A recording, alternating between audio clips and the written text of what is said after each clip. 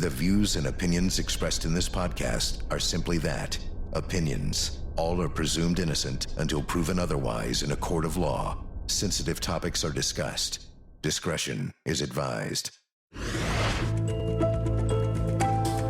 Brendan and Christine Banfield owned a beautiful home in a cul-de-sac in the leafy suburb of Herndon, Virginia. He was an armed IRS law enforcement agent, and she was a nurse. Together, they had a beautiful 4-year-old daughter, but they needed help with childcare.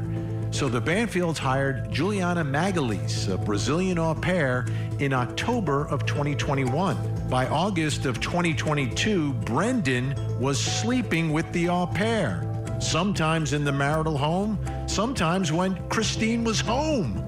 They also traveled together, Brendan and Juliana taking a New Year's trip to New York City and ringing in the new year together. Then in February of 2023, prosecutors say they conspired in a twisted plot. They allege the pair opened a fake account on a fetish website, pretending to be Christine. Then they catfished a man named Joseph Ryan and convinced him to come to the home early one morning to engage in a rape fantasy with a knife. In the midst of the rape fantasy, prosecutors say Brendan shot Joseph Ryan and then framed him for Christine's murder by stabbing her with his knife. The au pair has admitted her guilt and testified against Brendan, but now Brendan has chosen to take the stand in his own defense. We are live from Virginia with all the latest in the au pair affair murder trial. Wow. Jaw-dropping day in the au pair affair murder trial. Welcome to Closing Arguments. I'm Vinnie Politan. Great to have you with us tonight as everyone gets ready to hunker down this weekend, including in Virginia where all this is happening. Now, the au pair, Juliana Magalhães, she told her story. It is the most important testimony in the case. It is the story about what happened. Prosecutors believe that she is telling the truth and told the truth to the jury about this devious, cold, twisted plot to murder Christine and also take out Joseph Ryan at the same time. So for her not to be telling the truth, the question is why she would lie. Because she's gonna go back to Brazil. The answer is simple. Like, that's an easy argument to make. Of course, she has a reason to lie. Ladies and gentlemen, she says what the prosecution wants to hear, and she goes home to Brazil, and she's done. She's out of prison, she's out of jail. Game over. So there's an explanation as to why she would lie. So, what's the truth here? That's really the question, right? It's always the question. In every trial is a search for the truth. That's the job of the jury, to try to figure it out. So you've got two victims. One we know is shot and killed by Brendan Banfield and Juliana Magalhães. They both shot him, admittedly. The question is, what was Joseph Ryan doing inside of that bedroom? Was he actually killing Christine Banfield? And if he isn't, then who is? Well, prosecutors say it's Brendan Banfield who's killing Christine. But Brendan Banfield, remember, when he called 911, he said Joseph Ryan was doing it. So I don't think anyone is going to say that Juliana Magalhães, the au pair, is the one who was stabbing Christine to death. It's got to be Ryan or it's got to be Brendan. One or the other. There doesn't seem to be another explanation for all of this. For who is killing Christine. So, Brendan now will tell his story. How's that going to go? What is his story going to be? Is his story going to be that his wife was into this? That his wife was into rape fantasies? That his wife opened up the account on FetLife? that his wife wanted some stranger to come into the house while she's sleeping in the morning and go after her with a knife? How would the guy get in the house? Did she unlock the door? I mean, it seems to me that's the only place he can go here. He can't blame the au pair. And the 911 call, he said Joe Ryan was doing it. If the au pair is killing his wife, why didn't he shoot her? I'm trying to understand what this story is going to be, and it's a cliffhanger now. It's a cliffhanger. Let me take you to the moment today when all this started, because let me set the scene. It's a charge conference. Charge conferences, that's the part of the trial that, you know, it's very relaxed, it's important, but it's just like, which you know, what is the jury going to hear? The lawyers arguing about little nuanced issues about what words the judge will use to instruct the jury when it's time. What charges will there be? All that. Very important, but not overly dramatic. But today it was, and it seemed to shock some people in the courtroom if you listen closely. Take a listen. Is the defendant going to testify, Mr. Kerry? Yes. Yeah, excuse me? Yes. He is going to testify. Did you see his reaction? He almost reacted like he didn't know he was testifying. What was that? What is going on in Virginia? Let's bring in Court TV legal correspondent Kelly Craft, who's joining us live from outside the courthouse in Fairfax County, Virginia. Whoa, I was floored so early today in a charge conference. Like, charge conferences never floor me, Kelly. This one did. Let's talk about the reaction to this announcement, this proclamation inside the courtroom this morning. Hi there, Vinnie. Surprise, surprise. That was the reaction from many people inside that courtroom. You heard the gasps there. So inside that courtroom, we have many of the family members of Christine Banfield. So her mother and father are there. We heard from her father earlier in this case testifying. She also has a sister there, some nurses, because she was a nurse. So some nurses have been coming into the courtroom, as well as some other family friends. And then on the other side, you have, behind the defendant, you have his father and the woman that his father is married to. But yes, definitely on the side with Christine Banfield, you heard some gasps, because this, of course, was when the jury was not present. So they're reviewing the jury instructions, and then one of the instructions has to relate to whether or not if the defendant is going to be testifying and believe him and things like that. So then the judge asked the defense counsel if he was going to testify, and that's when the defense counsel said he was going to testify. And as you even mentioned, the defendant himself kind of looked up and seemed a little bit surprised. Now, I will say, when the motion to strike was done, this was a few days ago by defense counsel, the judge talked about the witness, Juliana Magalhães. And what she talked about is, well, when you look at it in the light most favorable to the prosecution, you have to take her word for it. What Juliana said happened in this case, and she said that Brendan Banfield did stab his wife to death. And so from a strategy standpoint, defense counsel is really thinking that Brendan Banfield needs to get on the stand and tell his version of events. Talk about why there was blood all over his hands. Most likely we'll hear him say he was rendering aid, because that's what we heard on cross-examination when the defense counsel was asking the blood analyst about that. Brendan Banfield, could that have come from someone rendering aid? So it's going to be interesting to hear what he has to say nonetheless, Vinnie. Yeah, and I mean, the other part of telling the story is the FetLife account and setting up this early morning rendezvous. Have we heard anything during the course of this trial that would indicate that Christine Banfield was, you know, into alternative sort of sexual lifestyles? No. Early on, Vinnie, what we heard is that one of the investigators had looked into her past and her history, and it was as if she had never even visited a porn site. So that information came out during testimony. So there does not appear to be, at least what's brought into evidence, any kind of information that she would have visited sites like this.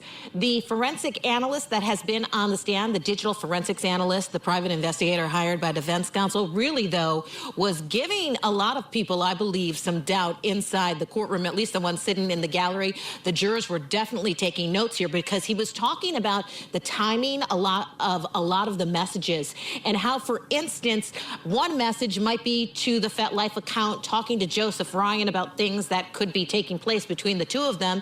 And within 20 seconds later, there's somebody looking up decorating ideas for an office inside of a bedroom. And so the indication is, well, how could Brendan Banfield and the au pair have gotten a hold of her phone so quickly? So definitely was giving jurors something to think about. Yeah. And he'll have to explain that on the stand. He will definitely have to explain it. Absolutely. I'm still floored. All right, Kelly Craft's going to stick around. We've got more for her. Let's bring in our think tank tonight. Joining me, criminal defense attorney Josh Colesrud, also with us, former law enforcement officer and host of the Strong Enough podcast, Claudia King, and finally, entertainment host Holland Reed. Okay, let's go around the horn once here and tell me what you think the story's going to be about what happened. Will he say that, oh yeah, Christine, she was into all this wild stuff, I wasn't into it, and that's why I'm with Juliana. She's a much more conservative woman. Christine was into this crazy stuff. What's he going to say? Josh, you go first. You know, I am going to give a response that, you know, is probably going to be a little surprising. I think this is just gamesmanship by the defense team. They want the prosecutors to be focusing on what their cross-examination is going to be this weekend instead of polishing their closing arguments. You know, I wouldn't put it past a defense team to do something like this before a weekend of preparation, especially when they're ahead on the scorecards. And if you look at the defendant today, you know, he seemed surprised as well that his attorneys would say that. Now, if he does take the stand, you know, he's going to have to obviously disavow any knowledge of that website that she was supposedly using about the, you know, the rape situation. And he's going to probably have to cast some blame on the au pair as well. So, you know, that's my prediction. My prediction is that he's not going to testify. Wow. He lied to the judge. Okay, Claudia King, what are your thoughts here? What kind of story would he tell? I was actually thinking the same thing that Josh was thinking, that he might not actually testify, and that is why he looked so surprised. I thought it was fun that the judge also seemed surprised when his attorney said yes. But let's say that he does testify.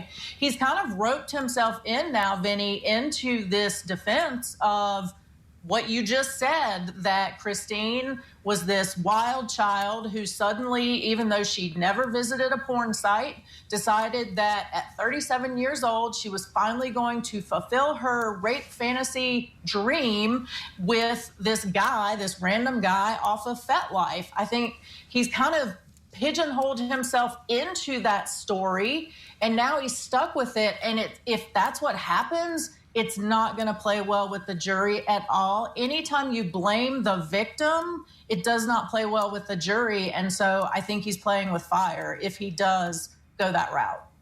Holland? I'm going to agree with Josh and Claudia, and I'm just going to add in, I think that if he does testify, I don't think he will, but if he does, he's going to do what he did. What we saw in the camera was cry wolf. I believe he's guilty, but I think he's going to go back to the trying to use emotions to persuade the juror. He's going to play the victim. He's going to be the distraught husband who's married to the Jezebel. He's going to invoke the I didn't know she was doing this and she was cheating on me and what have you, and now I'm the victim of this horrific, you know, setup. But I don't know. I can't see what he could possibly say on the stand that's going to persuade, given, you know, the evidence that we saw. I think he's going to try to use emotions over evidence. All right, think tank staying with us. When we come back, we're going to take a look at Brendan Banfield's words, what he has said. What can we glean into it? What does it tell us about what his testimony will be like? Plus, coming up next hour. Tonight on Vinnie Politan investigates two fires, one family wiped out. Prosecutors say Paul Canero murdered his own brother, sister-in-law, and their children in a plot fueled by money and resentment. Was this a carefully staged illusion or a tragic rush to judgment? Tonight, we investigate. The Court TV podcast will return. The long-awaited perp walk of Brendan Banfield. This is back in September of 2024 at the police station, being transported to a police car. But here you really got your first look at Banfield, and there was a lot of questions because Juliana, the au pair, had been arrested for months behind bars before they finally put the cuffs on Banfield. And this is before they knew they were going to get cooperation from Juliana Magalhães. So it was in the works, but it was not locked in at all. But then they arrested him, and things moved very quickly from there. So he said, or at least his lawyer told the judge, that yes, my client is going to testify. So trying to figure out what that's going to be like, what type of witness will he be. Let's bring in our special guest, behavioral and social scientist, Dr. Abby Morono. Dr. Morono, great to see you tonight. Thanks so much for joining us. Thanks so much for having me. All right, so what I'm going to do first, I'm going to play for you a 911 call. This is from the day of the murders. Juliana makes the initial call, but then Brendan gets on the phone. I want you to take a listen and tell me what, if anything, you kind of can glean from the way he's speaking and what he says as we prepare for his testimony. You ready? Yep. All right, let's take a listen. Are you on Stablebrook Way? What's your house number? Okay.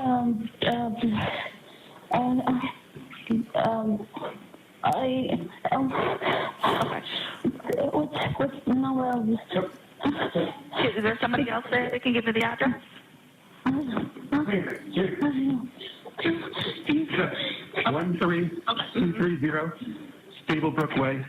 Okay. And what's your name and what's going on? My name is Brendan Banfield. I'm a federal agent. This is my house. There's somebody here. I shot him. But he stabbed her. She's bleeding. She's got several marks on her neck. What do I do? Okay. So what I need you to do is apply direct pressure directly to where she's bleeding from, okay? And if it becomes soaked, just add more cloth to it. It's already there. How old is the person? I don't know. The person that's bleeding? 37. Okay. Okay. So the person that you shot, where is he?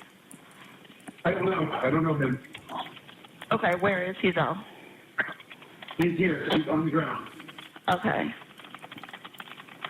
Okay. And the person that he stabbed, where are they now? Are they still in the house? I have rescue coming to you. He's bleeding. It's my wife. All right, Dr. Morono, what did you hear there from Brendan Banfield? Well, what is interesting, when we're experiencing trauma or extreme sadness, extreme pain, there is this involuntary tightening of the vocal cords. So it creates this vocal strain. That's why, you know, when you're crying, sometimes you're trying to get your words out, and it's like that, and it's very difficult to speak. Now, when someone is trying to appear as if they're experiencing that emotion, they show what's called compensating behaviors, meaning they try and exemplify that emotion in a false way, because genuine emotions and fake emotions work through different motor neuron pathways, meaning it's actually very difficult to activate the same muscles when the emotion isn't genuine. So what he's trying to do, and what it sounds like, is he's trying to make it sound like he's struggling, because I don't hear that tightness of the vocal cords. I don't hear it struggle with his breath. I don't hear that the jolt that comes with that when you're really trying to force the words out. It's like he throws the words like that, like he's trying to compensate for the lack of tightness. It feels forced, so it doesn't feel like genuine sadness coming out in his voice. Okay, I've got more for you. This is audio from a body cam that was recording at the hospital. Brendan, you'll see him listening to this recording in court, and this is at the moment that he finds out that his wife has passed away. Let's listen. Your wife has died.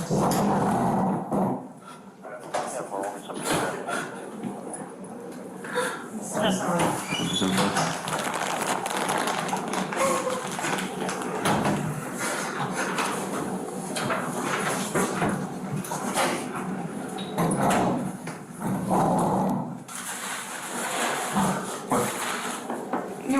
at the time. So is there any part that I can help? You know, I can explain what happened when she arrived here, but you were there, and it sounds like there was a lot of blood loss. Yes. And so I think that she died of blood loss. Her airway was actually okay. I'll call the medical examiner, of course, and we'll do an autopsy and make sure we know for certain. But I was trying to apply pressure. yeah. I mean, those were enormous wounds, and you know, it's not. There were so many. Yes, and the neck is not compressible. Okay, so there's two things here, right? There's the audio of him learning that his wife has died and some of the aftermath there, some of the questioning. Plus, we see him listening to it in the moment in court. What are your thoughts? The first thing that sticks out is there's just a general lack of emotional expressivity on his face. This is a horrifyingly emotional moment. It is very difficult when you're experiencing waves of extreme emotions to hold that back, but his face remains largely controlled. Rather than showing, like I said, those typical emotions that people would show when overwhelmed, it is important to know that some people do freeze in highly distressing situations, but when that occurs, there's observable patterns to say, okay, this is a freeze behavior, like prolonged complete stillness rather than selective movements. And you see like a lip quiver, and he goes to wipe away a tear, even though there was no tear because it didn't fall down, we would have seen it.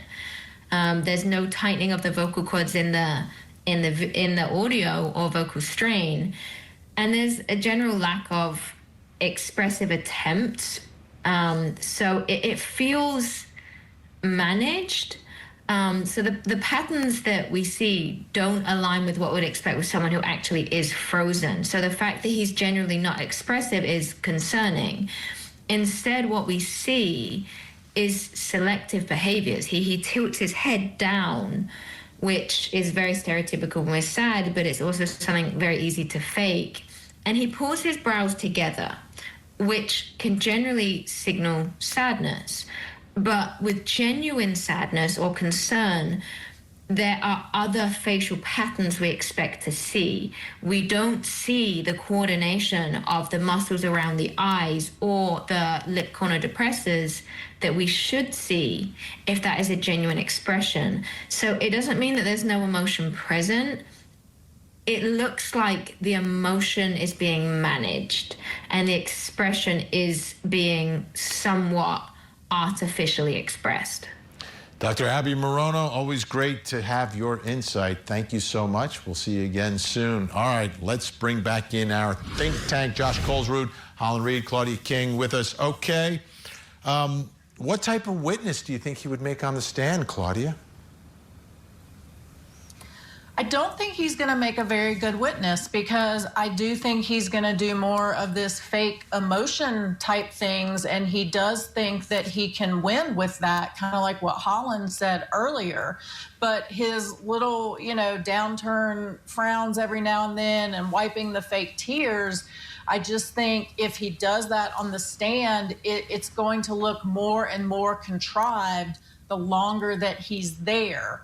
I think as a law enforcement officer, he thinks that he's going to make a great witness. So he's going to get up there and be very, he's going to be emotional, fake emotional, but he thinks he's going to be great up there and it's going to be a disaster. Oh, I'm just going to jump in. Nobody threw it to me, but let me tell you something, Vinnie. I think I've said it 1,000 times on this show and in my regular life as a performer, I can spot a bad actor a mile away, and I am no Dr. Abby, but I have common sense. And from the very beginning, from that first audio and video of the 911 call, also him being there, there was something that was just completely off with this man. So when he gets on the stand, either he went to some method acting training in the last couple of weeks and he's going to figure out how to pull off an Oscar-winning performance, or he's going to have to really just hone into his believability, which I don't think he has. Everything about him points to over-explaining, overdoing the emotions, or even him saying, like, I'm a federal agent, and then even him saying, I tried to apply pressure. It's like, why is that the part of the story that you're focused on? Because you're trying to build the story within your fake emotional testimony, interviews, or whatever you call it on the back end. So I can smell a bad actor when I see one. I think he is not going to do well on this stand. I mean, at this point, emotion does not equal innocence. And what the defense is trying to do is convince us these emotions, they're trying to argue emotions, but you got to argue the facts. And just because he responded in this, like you did, Vinnie, way, is not going to get him off. I mean, we're too sophisticated, I think, in this day and age to know that we've seen this crime play out a million times on all True TV, Court TV, all these crime television networks. And this is just going to be one that goes in the books with those. You know, I think that we need to be careful with evaluating somebody's voice and their twitches and, you know, attribute it to some type of science, because this isn't science, right? There's no peer review article that says that we can tell if somebody is lying based on their vocal cords and twitches in their eyes about a murder. Now, that doesn't mean that he should testify, right? Because if he testifies, what it does is it takes the eyes of the jury off of the differences that the defense wants them to focus on, namely that, you know, Juliet is going to, you know, was offered $10,000 by Netflix to change her story, basically, and be a star of the show about this trial. Take their eyes off the ball regarding the forensic expert who was taken off the case because his views about the evidence was different than his supervisors, and other contradictions. That all goes away if he takes the witness stand, because now they're going to be evaluating exactly what you're talking about. You know, his eyes are twitching. His vocal cords are a little bit different. Maybe he didn't answer the question the way that Josh, I would expect. I think we need a moment. We're going to take a break. When we come back, the defense attacking the catfishing theory, plus, coming up next hour. Now, back to the Court TV podcast. Theory called catfishing. And catfishing, for those who don't know it, and people more experienced and more expert than I will be able to tell you specifically, essentially is assuming the devices of someone in order to get something done. Catfishing is a theory that requires a conclusion that Christine Banfield gave up her devices. The Commonwealth's experts have concluded from the moment that the devices were examined and extracted that she did not give up her devices. The catfishing is really a big part of this case and the prosecution theory of what happened to Christine Banfield. That it was Brendan and the au pair who were assuming her identity and trying to lure Joseph Ryan over so they could set up this whole twisted plot. Let's head back to Court TV legal correspondent Kelly Craft. We're in the defense case and the defense on the attack. They've got to go after this catfishing theory. What happened today, Kelly? Vinnie, absolutely. They have to go against this and talk about the fact that it never happened. And that's what we've been hearing from defense counsel with the witnesses on the stand, in particular today, which I thought was his most important witness in regard to attacking this catfishing theory, because this witness had a lot of conclusions saying, one, catfishing did not take place. Two, the devices, he has no indication from reviewing all of the evidence that the devices of Christine Banfield's were ever taken over by anyone else. One of the things that was shown to the jury was a photograph of Christine Banfield in a bathing suit. So this was shown. This is her FetLife profile picture. So this was shown to the jurors today, and what the witness said, the forensic specialist, he said that Christine Banfield took this picture herself, so did a selfie, and then she sent this photograph to her husband, Brendan Banfield, the defendant, saying new bathing suit. And then this picture was used as her profile picture on the FetLife account. So what the witness is saying is there's no indication it wasn't Christine that didn't post this picture on the account herself. Why don't we go ahead and listen to a bit of what he had to say. Each account is linked to at least one other account, and that's significant for me as a digital forensic examiner because it's sort of a one or done. And the way the accounts were set up, so the Gmail account was set up first. The Gmail account was used to set up the FetLife account. So you couldn't set up the FetLife account unless you knew about and had access to the Gmail account. To have access to the Gmail account, you'd have to know it existed, and then you'd have to have the password to log into it. So the Gmail account sets up the FetLife account. The FetLife account was used to move conversations over to Telegram. Based upon your review of this data, were you able to draw any opinions related to this case? I was. And what were those opinions? That catfishing did not occur.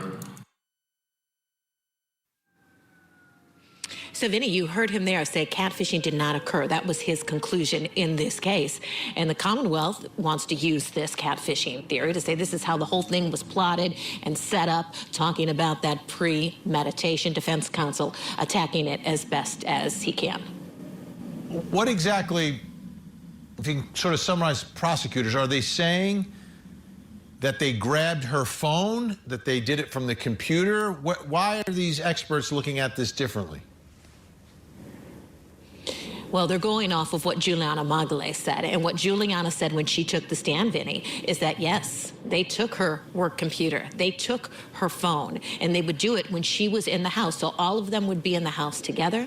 They would get a hold of her phone and her work computer and put out these messages. So they took possession of her devices, unbeknownst to her. That's what Juliana is saying on the stand. So we'll have to see if he ends up taking the stand, like defense counsel said, what he has to say in regard to that.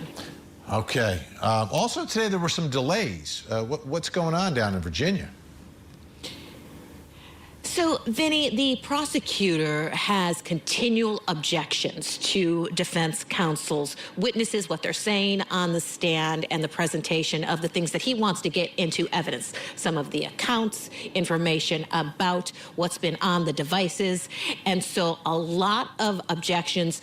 At the end of the proceedings today, once the jury was sent home, she did give kind of a stern warning to both sides, talking about what she expects, and also talking to defense counsel, basically indicating to him he needs to get his exhibits together, kind of in a way his act together, because she no longer wants to be wasting any more of the jury's time or her time. Let's hear what she had to say. Please use this extra time to reboot a little bit and get more organized. The wheels were coming off there, and I don't want to waste the jury's time anymore, or witnesses' time, or for that matter, my time. Just remember that you are responsible for your record to keep it clean, not me, not Shannon, okay? So please be wary of your exhibits and your numbers and what you are.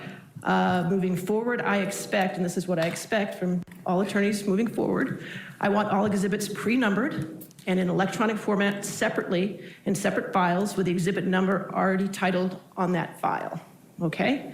And make sure you have all your witnesses lined up and ready to go.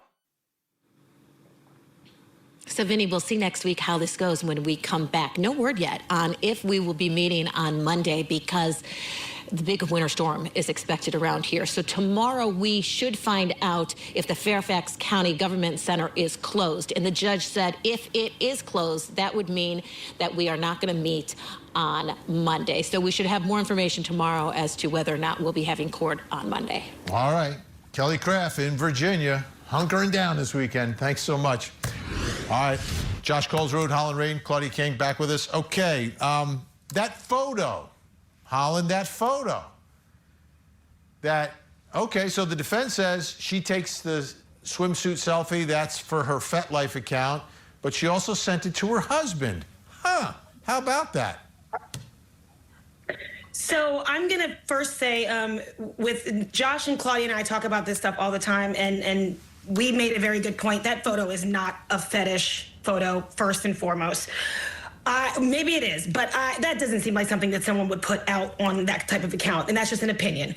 Second, I want to say that this happened to me personally, Vinny. I had someone that was very close to me who was also an attorney, so who knew all the back channels to cover themselves. I trusted them. I did not have password-protected devices. They were within my home, in my bedroom, bedside, when I'm sleeping or what have you, and took pictures that I had sent to them. Nothing, really nefarious or crazy, but things that I had used after we were going through our bad spouts, and they were definitely, they were an abuser. Me and Claudia talk about this all the time. Little things to use to abuse someone, devices and what have you.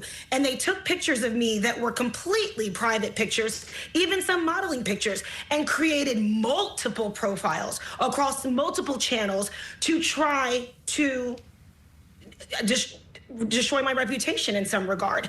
And those included porn sites, those included dating websites, to the point where I had to get online and make an announcement just for my little old self saying, I'm not on a dating website, never have been, never will be. And at the time, it was her posing as myself, sending out messages while I was asleep, while I was in the kitchen cooking her breakfast, and what have you. So it is possible. I do believe that it could take a split second to create that, especially when you're super smart and super fast and you have super, super, super malice intention. Vinny, I think that the defense has shown that there's some doubt here about the whole FetLife situation. I mean, the prosecution framed the whole FetLife thing like it was some sort of fingerprint.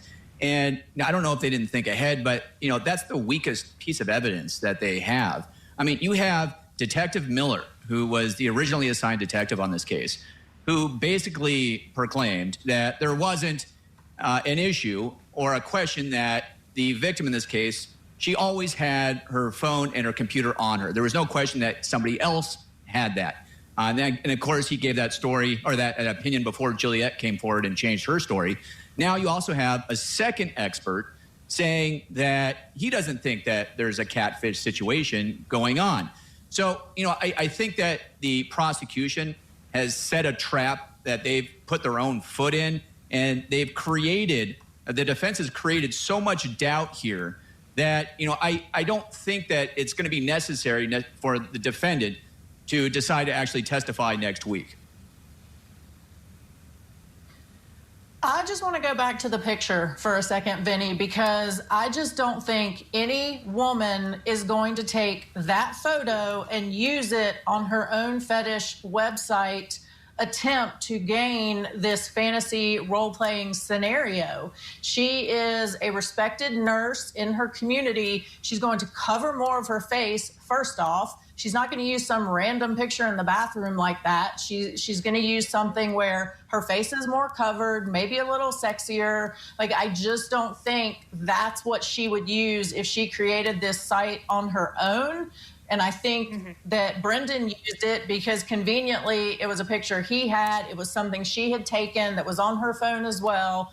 I think they created this site. Just like Holland said, it's not that hard to gain access to somebody else's devices. I was not convinced by the expert today. He said some other things that just didn't ring true to me, even about you can't log into 2 Gmail accounts on a laptop at the same time. I do it every day. So I just think he did not ring true for me. All right. Big thanks. We're out of time. I'm sorry, Josh. We're out of time. Normally I could give you the extra time, but I can't tonight. Josh Colesrud, Claudia King, Holland Reed, thank you so much. Stay safe, stay warm this weekend.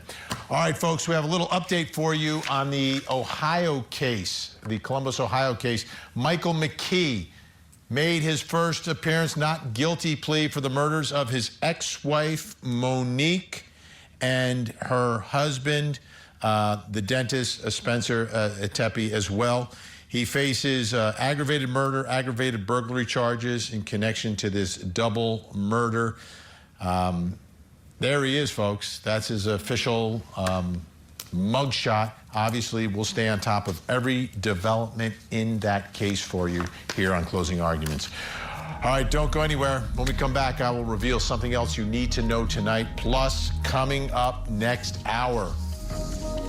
Tonight on Vinnie Politan Investigates, investigators say greed tore a family apart, ending with gunshots, flames, and 4 lives lost. Paul Canaro faces life without parole for allegedly killing his brother Keith and Keith's family. But after years of delays, will the evidence finally answer who is telling the truth? Tonight, we investigate. This is the Court TV Podcast.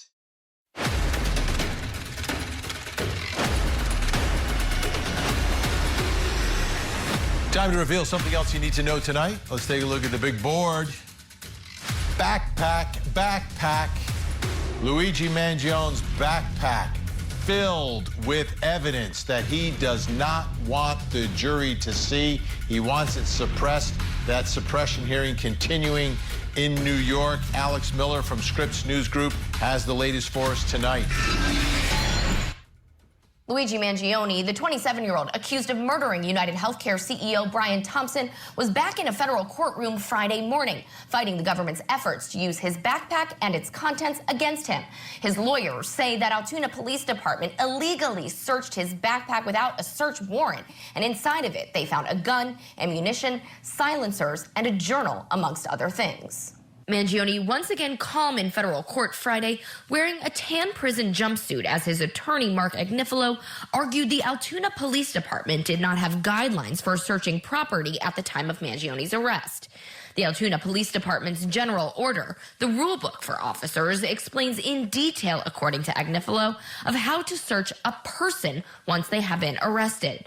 It details reminders to look through their jacket, their belt, and more, but never mentions how to handle property not on their body, like a backpack.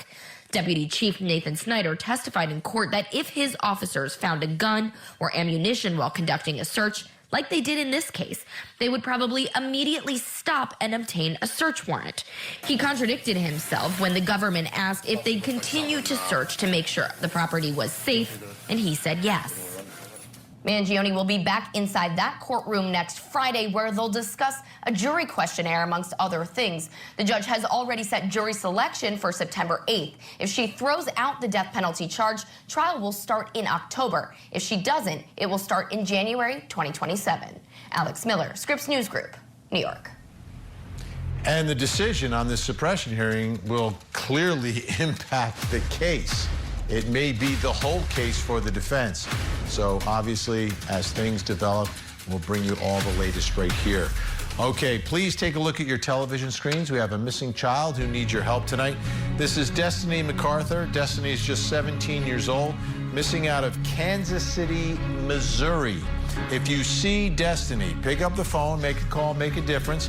911, 1-800-THE-LOST, or you can call the Kansas City Police Department in Missouri. That phone number's on your screen right now. Let's see if we can get Destiny to a safe place tonight. Don't go anywhere. We have another hour of live true crime. Vinnie Politan Investigates is next. In the meantime, please don't forget to hug the kids.